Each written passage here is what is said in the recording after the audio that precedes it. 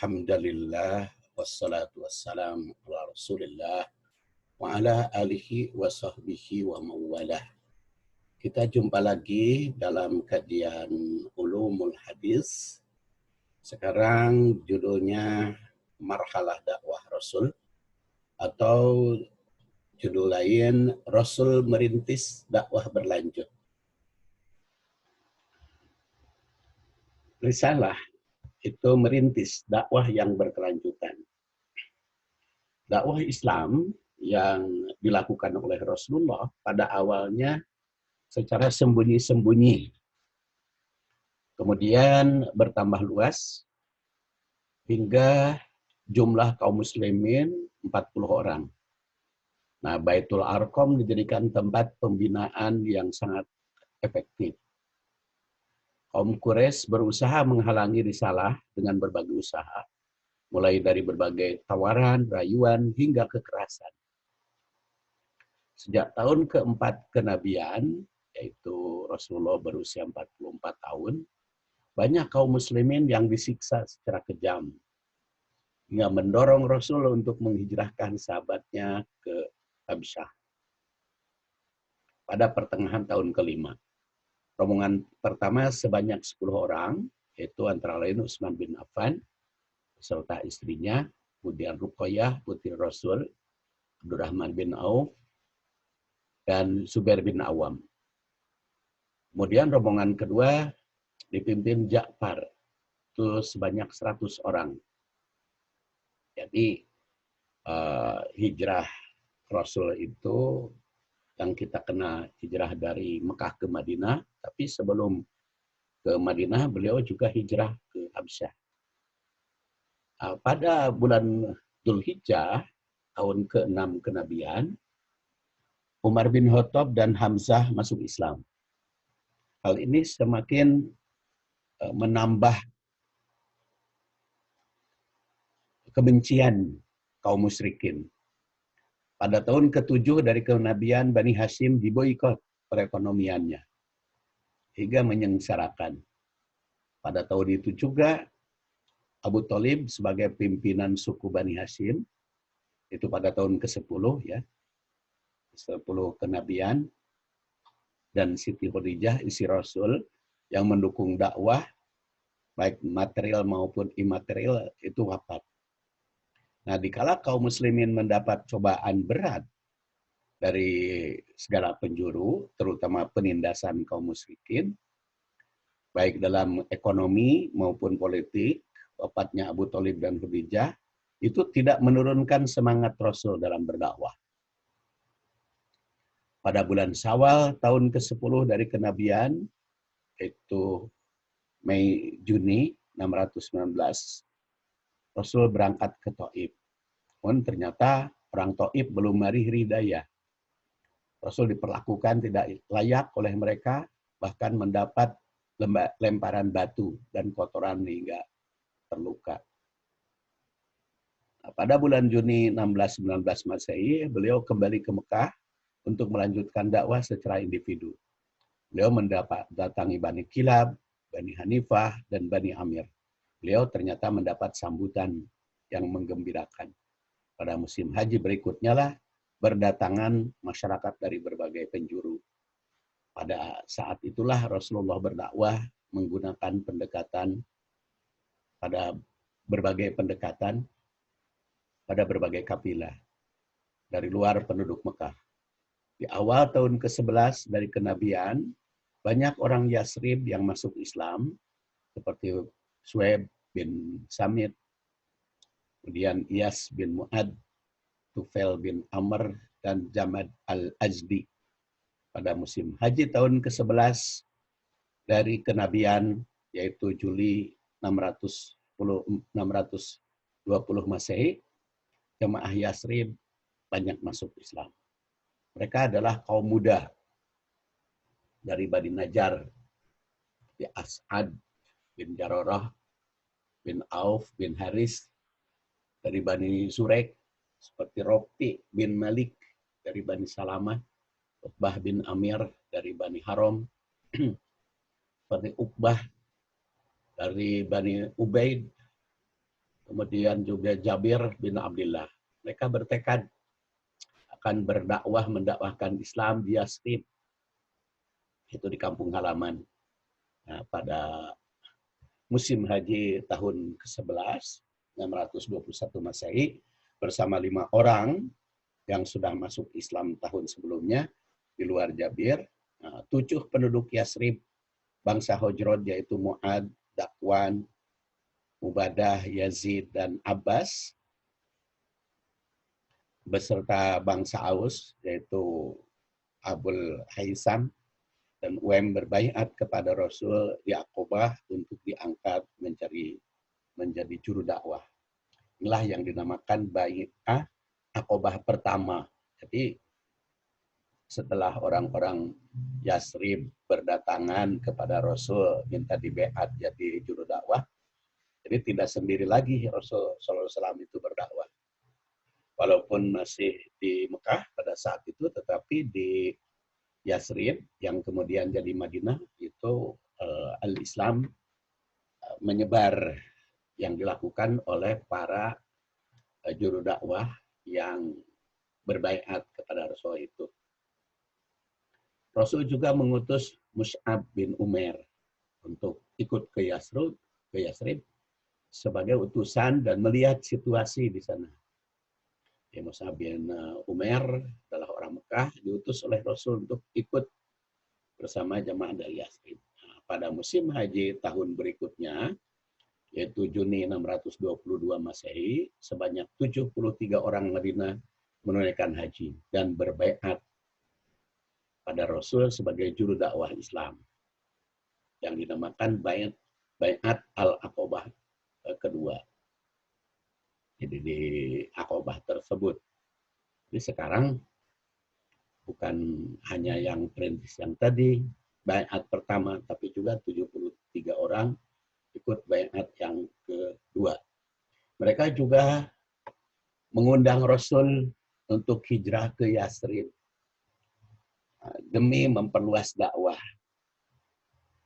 menyelamatkan kaum muslimin yang tertindas di Mekah, serta mengharapkan dapat menjalin persaudaraan antara Aus dan Khazraj yang telah lama bermusuhan. Kita ketahui di Yathrib itu ada bangsa atau suku bangsa besar, yaitu keturunan Aus dan keturunan Khazraj.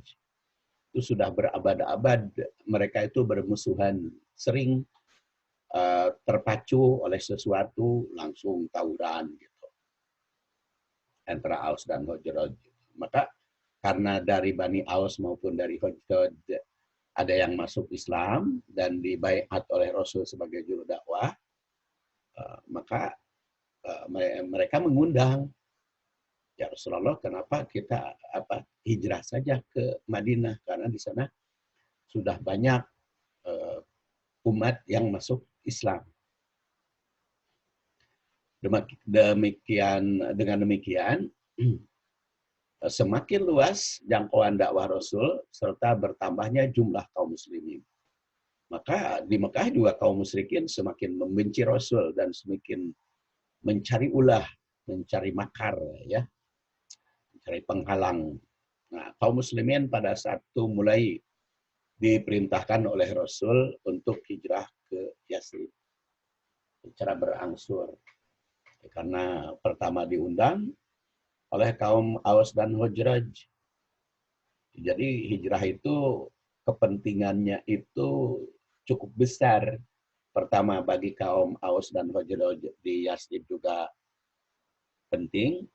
Hijrahnya para sahabat Rasul itu ke sana. Bagi Rasul juga ada kepentingan supaya bisa mendakwahi orang Mekah dari luar. Dan itu kepentingan dakwah bagi kaum muslimin juga akan semakin banyak juru dakwah guru yang mengajarkan al-Islam. Nah, maka pada secara berangsur para sahabat itu hijrah ke Yathrib dan semakin banyak.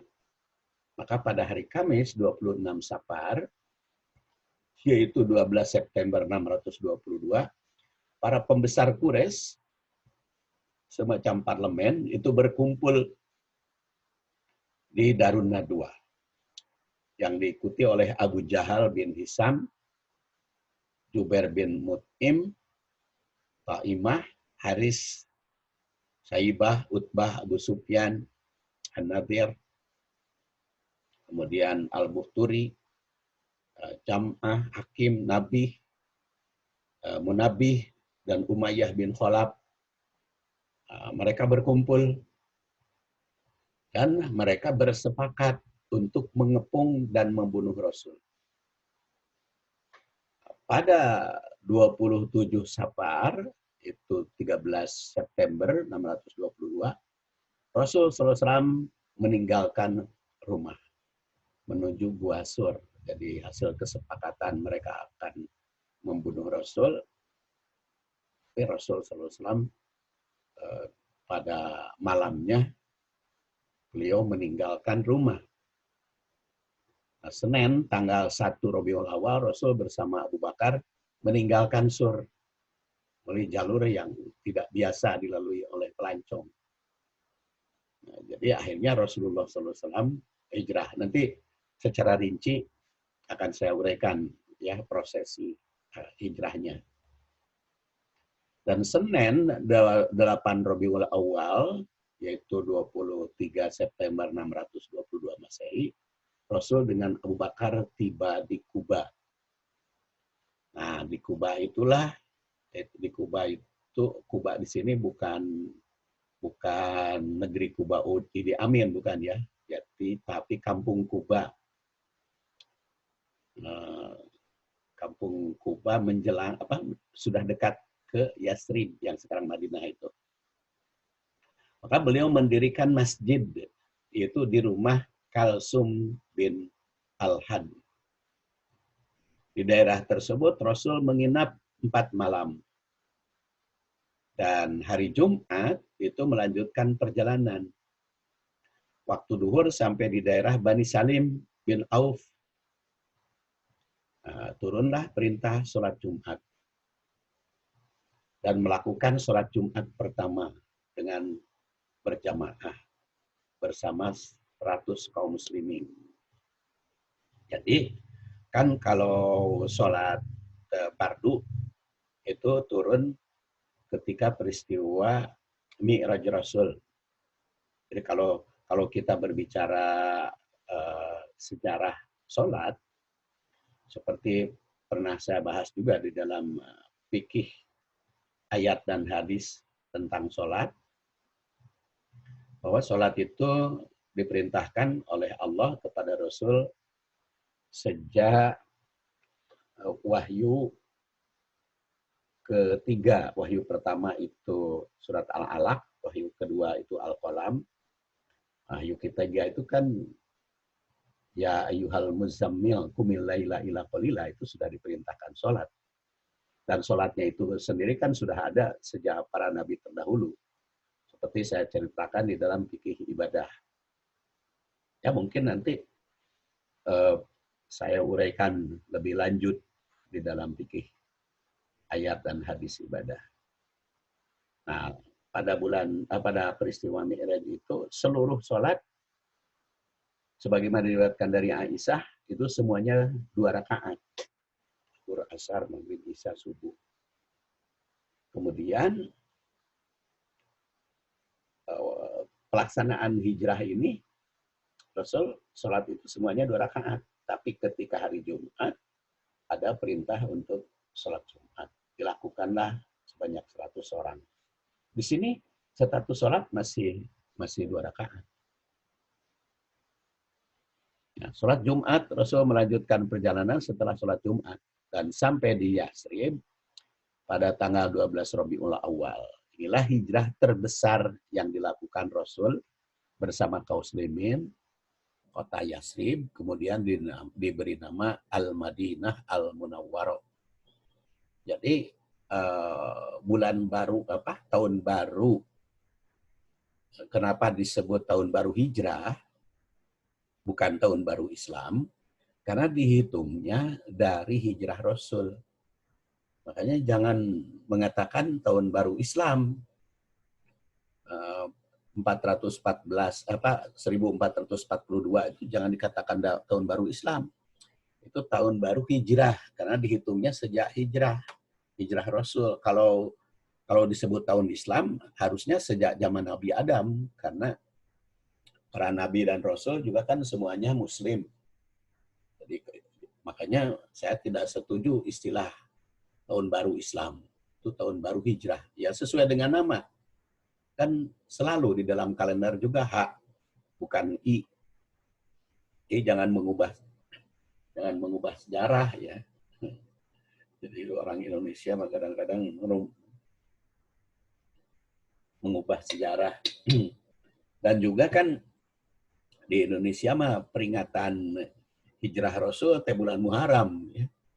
Padahal kan kalau kita telusuri sejarah di sini Rasul hijrah bukan bulan Muharram. Jadi sejak musim haji para sahabat sudah berduyun-duyun atau berangsur lah, bukan berduyun-duyun ya, berangsur hijrah ke Yasrib. Dan Rasul SAW itu meninggalkan rumahnya bulan Safar dan meninggalkan Mekah atau meninggalkan Jabal Sur yaitu tanggal 1 Rabiul Awal. Jadi boleh dikatakan hijrah Rasul teh ini nih 1 Rabiul Awal, bukan 1 Muharram. Jadi kalau peringatan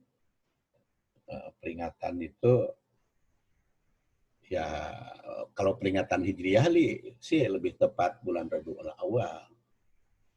Kalau bulan Muharram paling peringatan tahun baru hijrah, bukan tahun baru Islam ya. Kalau tahun baru Islam harus sejak zaman Nabi Adam. Tahun baru hijrah bukan peringatan hijrah. Ya, peringatan mungkin berdalil wal tandur nafsu maqaddamat ligod mengingat, tapi kan tidak ada upacara besar-besaran.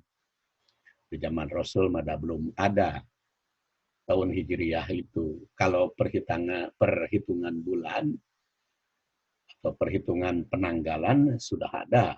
Kan musim haji juga sudah berlangsung setiap bulan Dzulhijjah. Karena kalau perhitungan tahun mah berdasar peristiwa besar. Tapi kalau penanggalan mah berdasar bulan, peredaran bulan. Ini setelah sholat Jumat, Rasul itu melanjutkan perjalanan sampai ke Yasrib itu tanggal 12 Rabiul Awal.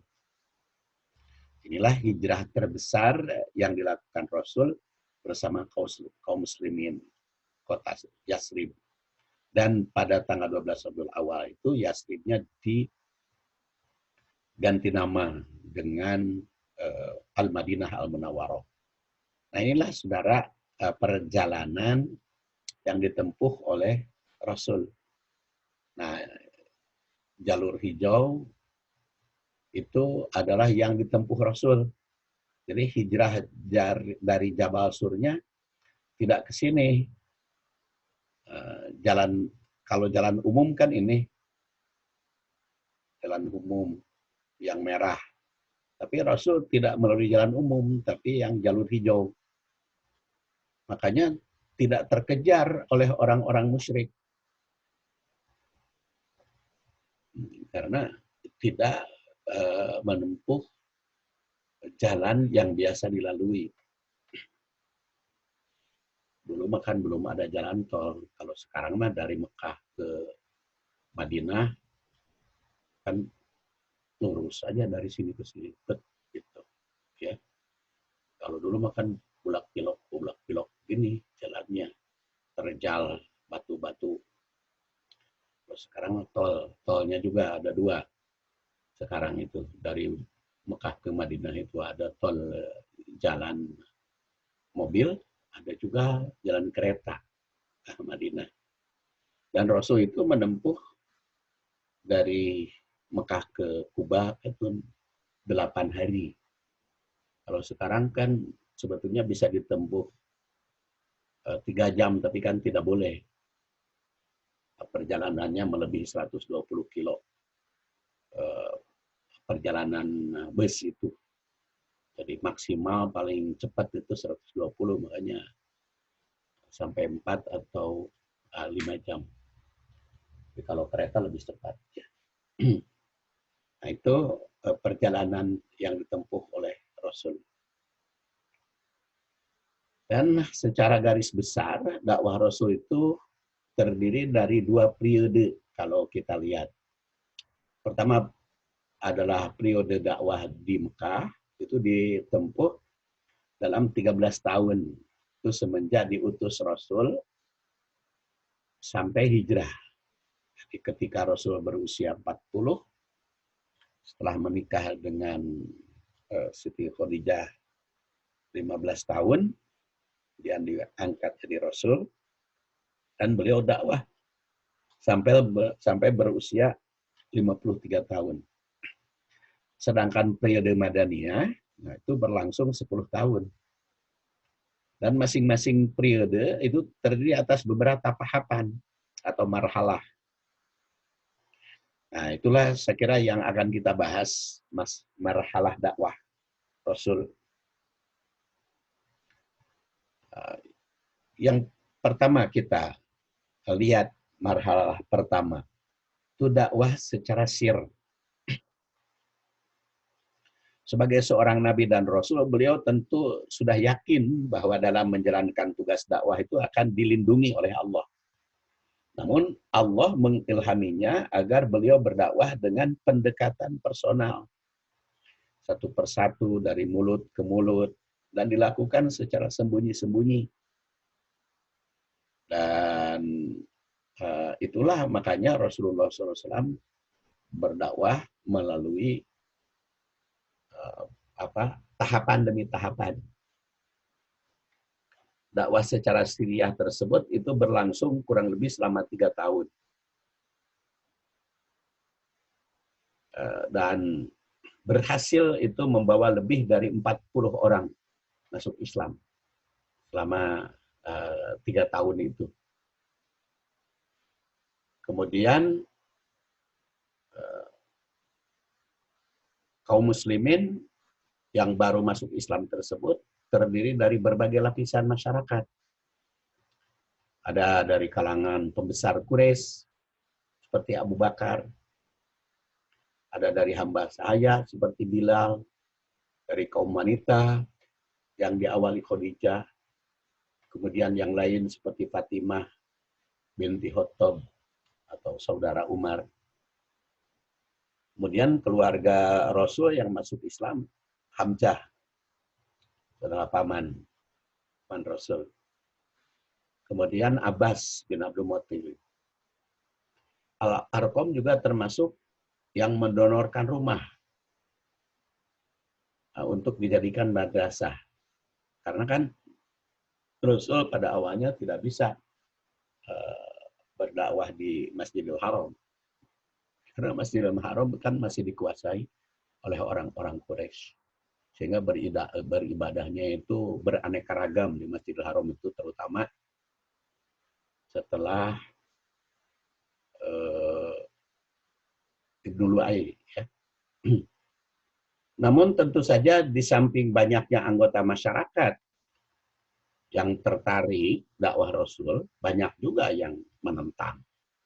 Ya biasa kalau yang namanya menegakkan kebenaran itu pasti ada penentang. Di samping ada pengikut. Nah, maka dilakukan oleh Rasul dakwah secara individu dan secara siriyah, satu persatu berdakwah, sehingga menghasilkan keluarga besar orang Quraisy, ya seperti pembesar Quraisy Hamzah itu kan orang besar, kemudian Abbas bin Abdul Muttalib. Namun tentu saja seperti tadi dikatakan, di samping ada pengikut pasti ada penentang. Maka tahap berikutnya Rasul berdakwah dengan tarbawiyah, dengan pendidikan. Jadi setelah jumlah orang-orang yang masuk Islam itu mencapai 40 orang, Nabi SAW mengalihkan pendekatan dakwah itu dengan pendekatan pendidikan. Meskipun juga masih dirahasiakan. Ya tidak banyak diketahui oleh masyarakat. Nah, dalam menjalankan dakwah melalui pendekatan pendidikan, Nabi memilih rumah dari salah seorang sahabat yang bernama Al-Arqam bin Abul Arqam. Yang lokasinya adalah dekat dengan Masjidil Haram. Karena Masjidil Haram masih dikuasai Quraisy, maka beliau tidak di Masjidil Haram, melainkan di Al-Arqam, di rumah Al-Arqam. Dan di rumah Al-Arqam inilah Umar bin Khattab menyatakan diri untuk masuk Islam. Itu pada tahun ke-6 dari kenabian, setelah Rasulullah berdakwah selama 6 tahun, dan Umar bin Khattab itu masuk Islam. Dan memang Umar ini termasuk orang yang diminta oleh Rasul, yaitu Allahumma aijal Islam, kuatkan Islam dengan dua Umar atau salah satu Umar. Karena pada saat itu kan Umar bin Khattab dan Umar bin Hisham itu orang besar, orang yang disegani di Quraisy. Nah, tapi yang masuk Islam ya Umar bin Khattab itu, Umar bin Hishamnya yang jadi Abu Jahal, nah, itu kan jadi lawan, ya. Jadi, begitu Umar masuk Islam, orang-orang Islam itu yang selama ini tersembunyi di rumah Al-Arqam serentak keluar dan membaca takbir.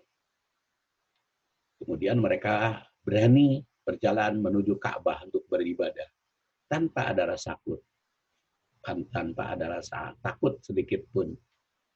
Jadi yang asalnya tidak berani ngumpet di Arqam, tapi setelah Umar bin Khattab masuk Islam kan dia berani menentang. Kan penentang pertamanya kan Abu Jahal itu. Pendidikan di rumah Al-Arqam itu juga dibagi, ya, 3 komponen atau tiga bagian. Ada Nabi itu sebagai pengajar yang full time di Mekah, di Al-Arqam itu. Kemudian Masjidil Haram itu sebagai tempat praktek ibadah. Ini tidak di masjid pendidikan karena beraneka ragam, tapi pendidikannya di Al-Arqam, tapi praktek ibadah mulai ke masjid. Walaupun masih beraneka ragam dengan kelompok-kelompok Jahiliyah, ada kelompok Quraisy, ada Nasrani, ada yang Yahudi ke Masjidil Haram itu. Dan pelajarnya adalah sahabat yang dididik oleh Rasul. Dan panggilannya Rasul dengan sahabat. Jadi panggilannya bukan guru dengan murid, tapi Rasul dengan sahabat. Ya. Oleh karena itu, tidak berlebihan apabila pendidikan di Darul Arqam ini dianggap sebagai lembaga pendidikan pertama kali dalam Islam yang diajarkan Rasul. Yang diajarkan oleh Nabi Muhammad SAW, bukan dalam Islam secara keseluruhan. Karena Islam secara keseluruhan sejak Nabi Adam. Ya. Setidak-tidaknya hal itu merupakan cikal bakal adanya sistem pendidikan. Ini adalah tahap yang kedua. Kemudian tahap yang ketiga, setelah Umar bin Khattab masuk Islam, maka dakwah dilakukan secara terang-terangan, secara jihad. Kaum muslim itu serentak berani mengumandangkan takbir dan berani beribadah secara terang-terangan. Rasul SAW juga mendapat perintah untuk berdakwah di depan masyarakat, di tempat terbuka. Terutama setelah turun firman Allah, surat Al-Hasr, wa andir asyiratakal aqrabin. Wa andir asyiratakal aqrabin. Setelah ayat ini turun, Rasulullah pun naik Bukit Sofa dan menyeru kaum Quraisy padahal Islam. Beliau berdakwah secara terbuka dan terang-terangan. Dari satu sisi dakwah tahapan ini memperbanyak jumlah umat yang masuk Islam, tambah berani. Tapi di sisi lain muncul pula tentu para penentang semakin keras. Namun segencar apapun atau bagaimanapun penentang tak menyurutkan semangat Rasul dan para sahabat untuk berdakwah. Nah, kemudian yang keempat, tahapannya adalah dakwah dalam bentuk penawaran terbuka. Tahapan ini dilakukan setelah turun firman Allah Subhanahu wa taala, fasda bima tu'mar wa a'rid anil musyrikin. Jadi fasda bima tu'mar wa a'rid anil musyrikin. Jadi Rasulullah SAW diperintah dakwah secara tawar-menawar kepada kaum Quraisy, kaum Jroj, kaum manapun. Nah, sejak zaman Nabi Ibrahim memang umat manusia sudah terbiasa melakukan ziarah ke Mekah dari berbagai penjuru dunia. Nah, pada musim haji, banyak manusia berdatangan ke Tanah Suci. Maka digunakanlah oleh Rasul sebagai fasda bima tu'mar wa a'rid anil musyrikin itu. Dilakukan dakwah kepada berbagai suku, berbagai bangsa. Jadi memang dakwah Rasul itu melalui ibadah haji juga. Ibadah haji yang pada saat itu melakukan syariat Nabi terdahulu, ya, zaman Nabi Ibrahim. Jadi mulai saat itulah Nabi SAW melakukan dakwahnya secara terbuka dengan menyampaikan tawaran-tawaran berdialog, berdiskusi, berdebat, adu argumentasi. Dan beliau dakwah dari satu tenda ke tenda lain. Dari satu kabilah ke kabilah yang lain. Nabi mencoba mendatangi mereka dan menawarkan Islam secara mencari dukungan keamanan dari mereka. Dukungan keamanan dari kabilah-kabilah itu diperlukan mengingat semenjak Nabi berdakwah secara terbuka, orang-orang musyrikin dari suku Quraisy itu selalu meneror. Sehingga keamanan jiwa beliau itu selalu terancam.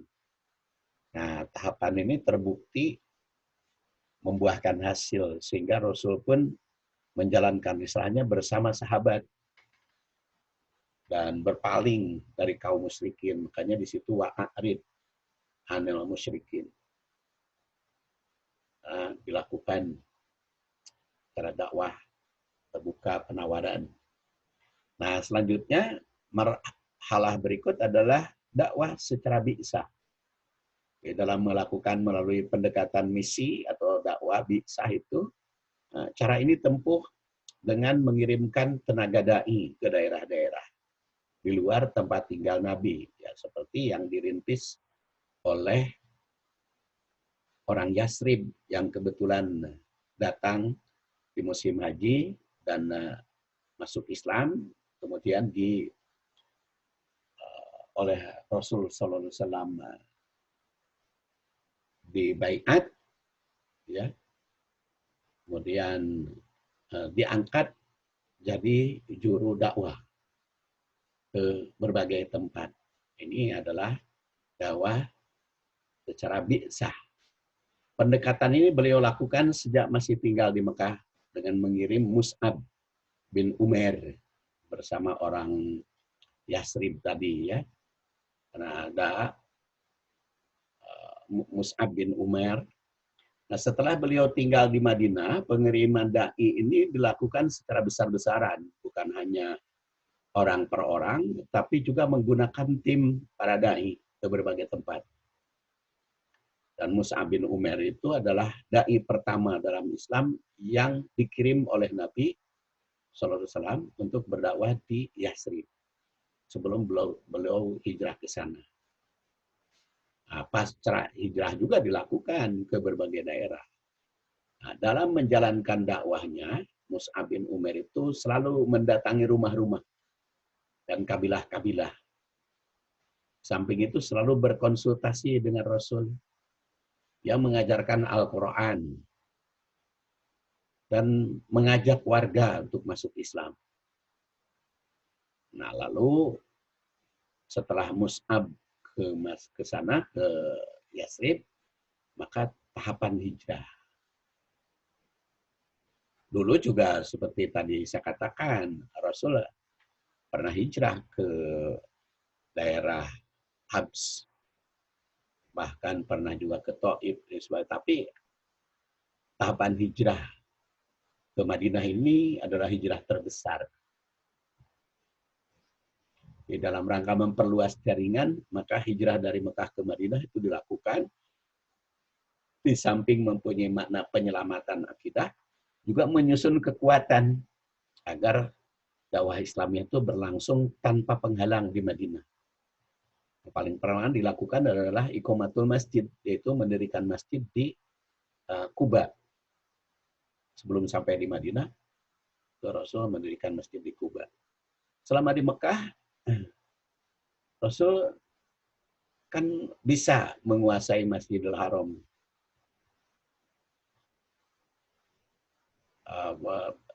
Berfungsi sebagaimana seharusnya. Masjidil Haram Mekah pada saat itu hanya berfungsi sebagai tempat ibadah. Jadi tempat ibadah nama berfungsi. Jika pada periode Mekah Masjidil Haram itu hanya kegiatan dakwah, maka Madinah itu berfungsi lebih luas setelah beliau mendirikan Masjid Kuba. Dan ketika hijrah juga pertama kali dibangun adalah masjid kan, Masjid Kuba. Perjalanan. Dan sampai di Madinah atau Yasrib, langsung Rasul juga mendirikan Masjid Nabawi. Dari masjid itu terpancar cahaya ke seluruh aspek kegiatan umat. Baik keluarga, masyarakat, negara, bahkan internasional.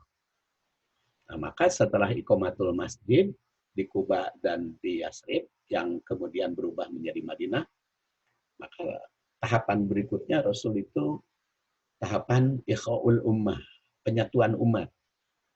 Dari masjid itu terpancar sinar ke seluruh pelosok penjuru dunia. Hingga umat Islam itu semakin bertambah banyak, maka tahap berikutnya adalah meningkatkan persaudaraan, ikha'ul ummah. Yang paling pertama kali adalah orang yang senantiasa atau bangsa yang senantiasa tawuran, kaum Aus dan Khazraj dipersatukan dan sehingga menjadi satu kelompok, yaitu kelompok Ansor. Di samping kabilah-kabilah lain, tapi kan kalau kabilah-kabilah lain itu ikut ke kelompok ini, tapi kalau kelompok Aus dan Khazraj ini baik menyatu, maka yang lain juga ikut. Mereka saling bersaing antara berbagai suku dan kabilah. Tapi setelah beliau sahabat Rasulullah SAW bisa mempersatukan kabilah Aus dan Khazraj, semakin terbuka persatuan yang lain. Dan Rasul tiba di Madinah itu bisa mempersatukan umat di kalangan mereka.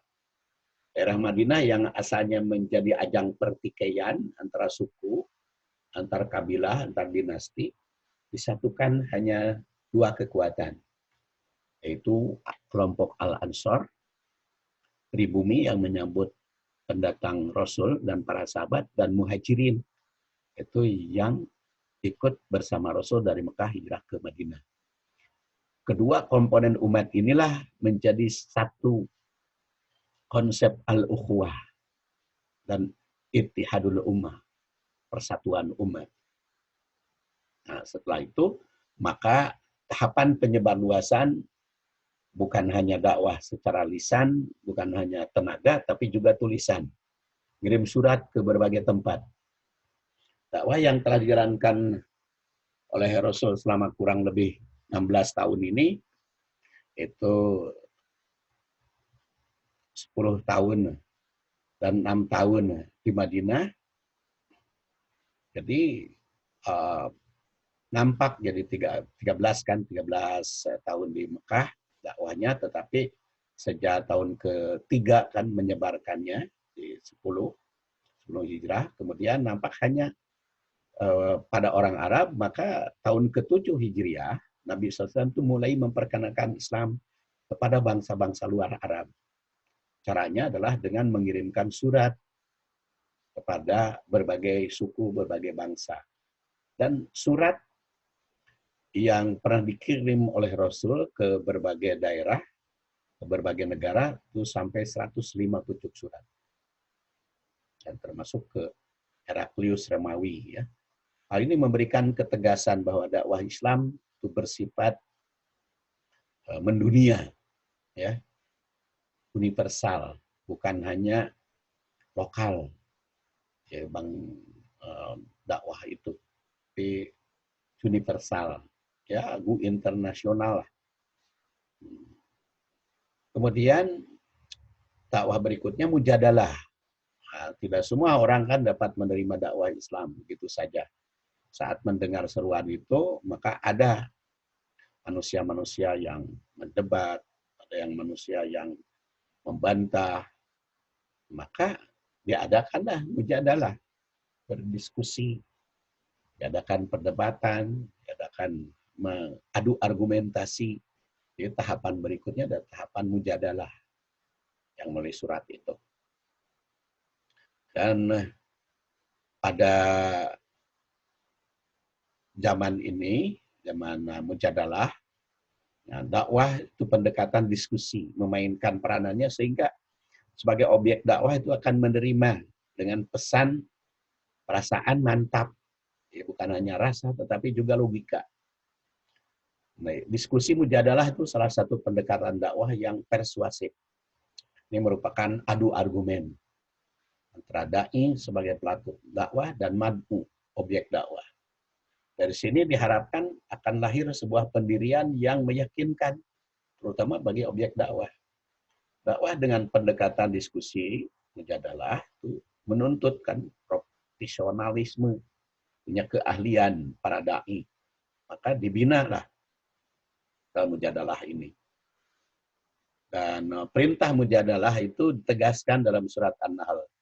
Ud'u ila sabili rabbika bil hikmati wal mau'izatil hasanah wajadilhum billati hiya ahsan inna rabbaka huwa a'lamu biman dhalla an sabilihi wa huwa a'lamu bil muhtadin. Sini bil hikmah mau'izah mujadalah.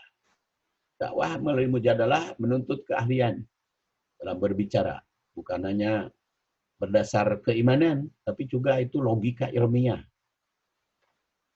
Kalau Rasul kan berdasar wahyu, kalau para sahabatnya kan berlogika dengan sesama manusia yang berbeda agama, berbeda suku, berbeda bangsa, berbeda bahasa.